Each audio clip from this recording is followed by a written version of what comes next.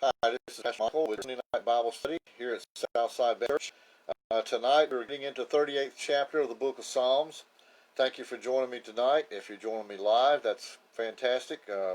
If not, if you're able to check this out at a later time, that's just fine. To give you a little bit of an overview of Psalm 38, this is another lament psalm. In it, David is rehearsing the fact that his sin has caused God to attack him, or so he perceives. As a result, David is suffering physically and also emotionally. And to that, his friends are leaving him, they're abandoning him, and his enemies are increasing in number and also increasing in power. The question is, when we look at the superscription of Psalm 38, that is the very first part that comes before verse 1, it says, a psalm of David to bring to remembrance. The question here is, who or what is to be brought to remembrance? Is it David's sin, or is it God's mercy? I think the remembrance that this psalm is referring to is God remembering, taking note of, and David in all of his trouble here. In other words, David is writing this psalm with a view in order to get God's attention, having God remember David that way. So verse 1 says, O Lord, rebuke me not in thy wrath, neither chasten me in thy hot displeasure. What we discover throughout this psalm is that these things that were happening to David, they were already being rebuked and chastened in God's wrath and hot displeasure. So David is saying to God here in verse 1, please stop doing these things to me. Perhaps you found yourself at times saying, God, why are you doing this to me? Is it really truly God doing anything to you? No. Most times it's us doing it to ourselves and allowing ourselves to think that way. We want someone to blame for it, so we're going to blame God. That makes David think that God is actually doing this to him. What is coming across to David as rebuke and chastening? Well, let's look at verse 2. For thine arrows stick fast in me, and thy hand presseth me sore. Now, we can point out that God has not literally taken a bow and arrow and shot them into David. Neither did God literally take his physical hand and press it down on David. This is all a visionary or a visible kind of impression that David is trying to make. What exactly is David trying to communicate here? He's saying that God, in his eyes, has become his enemy. Well, we know that that's not true. God has attacked David as he were an archer with bow and arrows. God is like a giant whose hand is using his hand he's using to press down upon David in a helpless state. He feels pressured in life, and he knows that he's in danger. And he's recognizing it all as God's doing, which is not necessarily true. And he's not claiming that God's actions are unjustified. No, God has reason for doing what he's doing, as we see now in verse 3, which says, there is no soundness in my flesh because of thine anger, neither is there any rest in my bones because of my sin. God is responding here to David the way he is because because God is angry because of David's sin. And God's righteous anger towards David's iniquity has some very unpleasant results. David reports a lack of soundness in his flesh and no rest in his bones. He is physically suffering as a result of his sin. And yet it's not that David is focused solely on God's punishing his sin. In verse 4, he actually recognizes that it's not the punishment of his sin that's the most overwhelming reality, Actually, it's his sin itself. Verse 4 says, "For mine iniquities are gone over mine head, as an heavy burden, they are too heavy for me." So it's as if David pictures himself in a sea of his sin. It's gone over his head. He's drowning in it. That's how he feels. It's become overwhelming for him.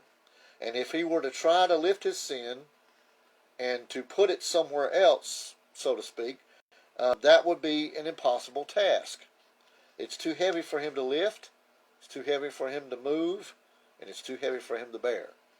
But now David has considered the horrible nature of his sin. Once more, he turns back to consider the consequences as we look at verse 5.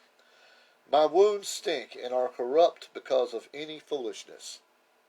And so my question at this point is David really saying that he has literal physical wounds that are literally smelling bad, or stinking, as he says, and rotting? I hate to overemphasize the metaphorical nature of the Psalms. I want to be careful not to interpret something as figurative and poetic when perhaps it was meant to be understood as literal. And yet we've already seen David speaking from time to time in highly poetic terms. God's arrows are stuck in him. God has a hand that's pressing down on him. These images are very metaphorical and non-literal. They communicate truth all the same, but the truth is indirect. It's represented by the pictures that he paints here, the visible image that he creates. And I can kind of struggle with this as I'm studying through this psalm and other lament psalms. I find myself from time to time wondering why David has to be so imaginative. Why does he have this need to be so imaginative in his description of his suffering as a result of his sin? And I'm probably not the only one that feels that way.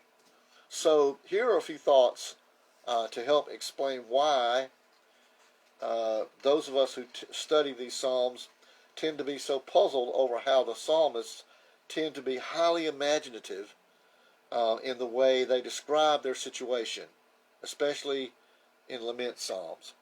First, we can look at ourselves. The way we describe our pain and our suffering as a result of our sin or for any other reason can be so bland and colorless.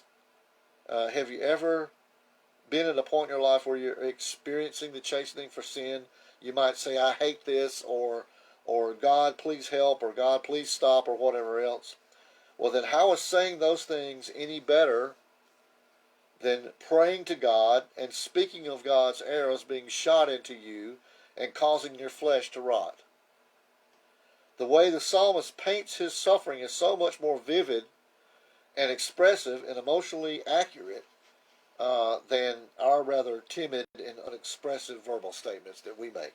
So I think the big problem here is interpreting lament psalms in that we are lamenting to God. Our laments tend to be so bland. We're not thinking of expressing our difficulties and our struggles with such vivid pictures as David is doing here. But David is, and he does throughout the book of Psalms. We've seen that. I'm not saying that we need to express ourselves in the exact same ways as David does, but neither would I discourage a little emotional maturing on the part of all of us by means of really vividly describing our suffering in very solid word pictures. Don't worry of overstating things. David is obviously doing that here in this psalm. It's a poetic device called hyperbole. Hyperbole is not lying. Hyperbole is stating emotional truth. Now, emotional truth may not be, and usually is not, factual truth.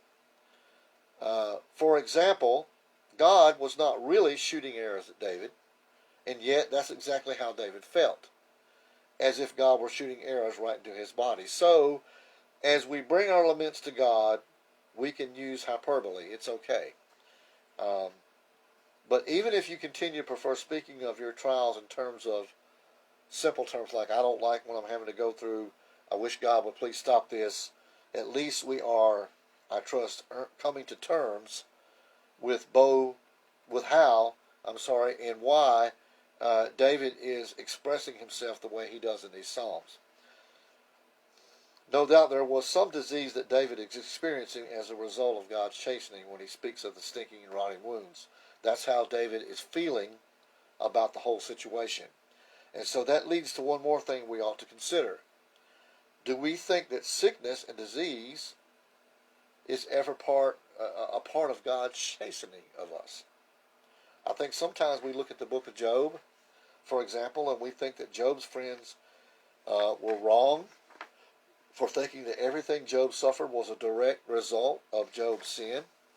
We hear Jesus in the Gospels tell his disciples that neither this man nor his parents sinned to lead him to be a paralytic.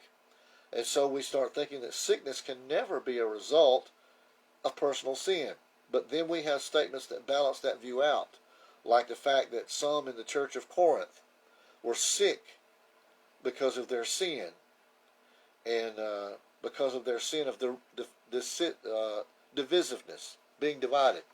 One commentary I read by a man named Derek Kidner, I want to share with you, put it something like this: to think that sickness is never the result of sin is as unwise as thinking that it's always the result of sin. So, before we get into verse 6, David has been describing his physical difficulties as he connects it all to his sin. But now in verse 6, he'll speak of his emotional difficulties. In verse 6, David says, I'm troubled, I am bowed down greatly. I grow mourning all the day long. And even in this verse, you see the wedding of the physical and the emotional. His emotional sorrow creates a physical response. He mourns and is troubled emotionally, and that causes him to be bowed down physically. Don't we know what's that like? We know what that's like, to have our emotions affect our physical appearance. Well, then David returns to the physical results of his sin in verse 7. For my loins are filled with a loathsome disease, and there is no soundness in my flesh. I am feeble and sore broken. I have roared by reason of the disquietness of my heart. So with his physical and emotional condition laid out before himself and before the Lord, David turns his thoughts toward God, and with an appeal to God here in verse 9. Lord, all my desire is before thee, and my groaning is not hid from thee. So David is confident that the Lord understands these desires that he's referring to, and that since they are before the Lord. So David seems to take some comfort in the knowledge that God knows all about his suffering, and yet he doesn't stay there very long, because in verse 10, now he returns to his physical struggles.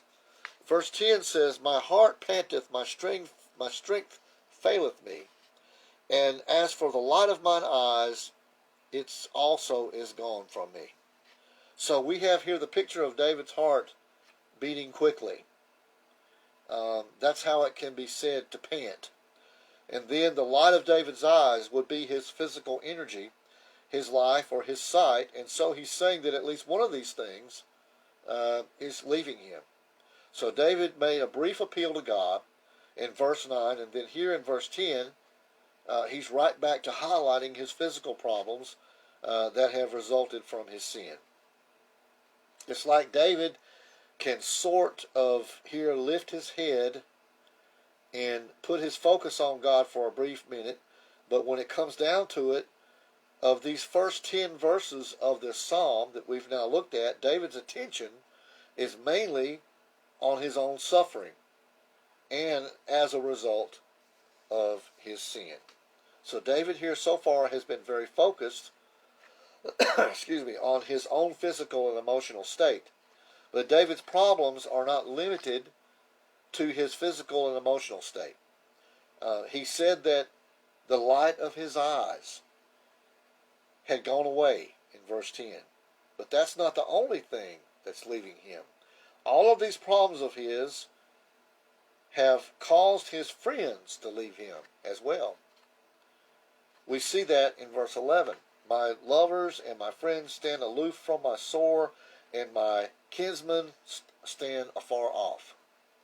The word translated sore is far more than often translated as plague in the King James Version. In other words, David's manifold physical ailments are keeping his friends away. Even his family isn't going to get close to him. And who else in this life do you have that will tend to stick with you besides these people that David mentions? Those people who love you, your friends, your kinsmen, or your family. These are the people who, if anyone is going to stick with you, it's them. But even these are leaving David. And they're leaving because they see how afflicted he is by God. Now, it's one thing for our friends and family to forsake us, but David's problems are going a step further. His enemies are pursuing him at the exact same time as all of this other stuff is happening, according to what it says now in verse 12. They also that seek after my life lay snares for me, and they that seek my hurt speak mischievous things, and imagine deceits all the day long. So, whoever these folks are, they're planning to kill David. And meanwhile, as all of the enemies gang up on David, as all of his loved ones abandon him, and all of his physical and emotional difficulties crowd around him, he acknowledges his own personal helplessness before all of it in verses 13 and 14. But I, as a deaf man, heard not, and I was as a dumb man that openeth not his mouth. Thus I was a man that heareth not, and in whose mouth are no reproofs. So basically, David says here in these two verses, verse 13, I didn't hear, I didn't speak. Verse 14, I didn't hear, I didn't speak. He's picturing himself as helpless to return any kind of defense against these things that are happening to him. It's as if he's in a court of law as the defense, but he can't hear any of the arguments, and he can't speak in his own defense. He's helpless to defend himself. And so David is left in this really awful position of not being able to defend himself. And yet it's at that point when he breaks out in verse 15 a declaration of confidence in the Lord. For in thee, O Lord, do I hope. Thou wilt hear, O Lord my God. So even though David himself is pictured as not being able to hear, he knows one who can hear. The Lord is God. And for that reason, even though David can't see the end to his trial, he is going to hope in the Lord for that end. He's going to confidently expect the Lord's help. Then David rehearses the fact that he did not seek the Lord in prayer about all of his awful problems, now in verse 16. For I said, hear me, lest otherwise they should rejoice over me. When my foot slippeth, they magnify themselves against me. So, David did pray to the Lord about the problems that he was having, but immediately it seems that David slips back into thinking about his problems once more in both verses 16 and 17. Even the remembrance that David had of praying for deliverance for these troubling realities brings back to his mind those very same troubling realities. Verse 17 says, for I am ready to halt, and my sorrow is continually before me. David says that he is ready to halt. That is, he's ready to stumble and fall. He feels that close to the brink. He's constantly mindful of his sorrow, or even his pain, is how that can be translated. And even though David's mind drew him right back into his problems in this life, David once again has his eyes on his relationship with the Lord, as we now look at verse 18. For I will declare mine iniquity. I will be sorry for my sin. So when it comes down to it, what was responsible for David's numerous difficulties. Was it ultimately his enemies? Was it his physical and emotional pain? Was the reason for all of this simply due to his friends forsaking him? No, David was suffering all of these things, as he admits, because of his sin. And that's why we just saw him vowing to confess his sin and the sorrow that he felt over it. And you'd like to think that that would solve all of David's problems here, but yet that would mean we'd need to ignore the next two verses that we read, 19 and 20, where David returns back to lamenting his enemies, who appear to be multiplying.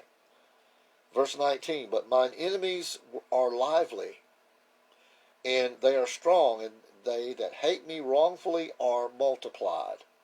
They also that render evil for good are mine adversaries, because I follow the thing that good is. And I think what David is experiencing here is this. When we sin, and when we confess it to the Lord, we might think that that will fix everything. And yet it sometimes just doesn't fix everything. Our sin sometimes can cause irreversible damage and can cause long-lasting consequences. And so even though David has now confessed his sin and sought to do good, his enemies are still there, and they're not just going to magically disappear. And so even though David has now confessed his sin and sought to do good, as I said before, his enemies, the problems are still there. The enemies are still there. And they're not just going to vanish. They're not going to magically disappear, as I said. That's why David seems to need to end this psalm in a kind of unsettled and open-ended way, seeking the Lord's continued help for the lingering effects of his confessed sin. Verse 21 says, forsake me not, O Lord, O my God, be not far from me. And then our last verse, verse 22, says, make haste to help me, O Lord, my salvation. Let me ask you a couple of questions. Have you ever found yourself ending your prayers like this? No clear resolution to your problems. All you have to rely on is the Lord ending his silence and coming to your aid. But let me ask you this. I just taught a group study on this entitled God's Good Silence. Is God truly ever silent? When we pray to God and we ask him for our needs and we bring our needs before him, but we don't see God moving in a particular way, we don't see God responding in a particular way, does that necessarily mean that God is silent? No, it does not, because we have his word, we have the Bible. That's God speaking to us. Those are the times we need to go to his word and we need to seek him out. That's what God would have us to do. So, may the Lord not forsake a single one of us, and I don't believe he ever will. He's promised to never leave us, to never forsake us, so let's not be ashamed to pray that promise back to him. May the Lord not be far from any of us, just as in truth he is very near to each of us, and will draw near to us as we draw near to him. May the Lord, who alone is our salvation, be swift to help us in every trial that we go through, every problem that we come up against, and every difficulty that we have to endure and experience and that we wrestle with day to day. This concludes our Bible study of Psalm chapter 38 tonight. I want to thank you for being with me. Again, this is Pastor Michael Collins of Southside Baptist Church in El Dorado, Arkansas. Thank you for joining me here tonight for our Bible study. And I hope you'll be back with me on Wednesday. It'll be sometime during Wednesday morning for our midweek devotional and prayer time, probably around 10 or 11 a.m. As I'm here at the church during that time. And then on Friday morning, between 10 and 11, for our group study. We've just begun a new group study entitled The Blessings of Service, and I hope you'll join me for part 2 of that this week. Again, this is Pastor Michael of Southside Baptist Church. Thank you for joining me today. We do want to remind our Southside members and anyone else who's interested. We started recording our Sunday morning message and putting it on our YouTube channel. If you go to our group page where this is, right before you see this post for this video right here, there is a link that I posted for our YouTube channel, so you can go on and watch that video this morning service. And look forward to having it on there every Sunday now. So those of you who aren't come to church or aren't able to attend our services, now you can join us still via our YouTube channel. So we're glad about that. Have a blessed week. Have a blessed evening, and stay safe. Wear a mask. Social distance yourself, and keep your hands clean. Wash your hand sanitizer. Let's protect ourselves from this virus. It's very much among us. It has not gone away, and I believe it's going to stay here for a while. So we've got to maintain doing the things that we need to do to protect ourselves and our family and our friends and everybody that we come in contact with. Amen. Y'all have a blessed night. God bless you.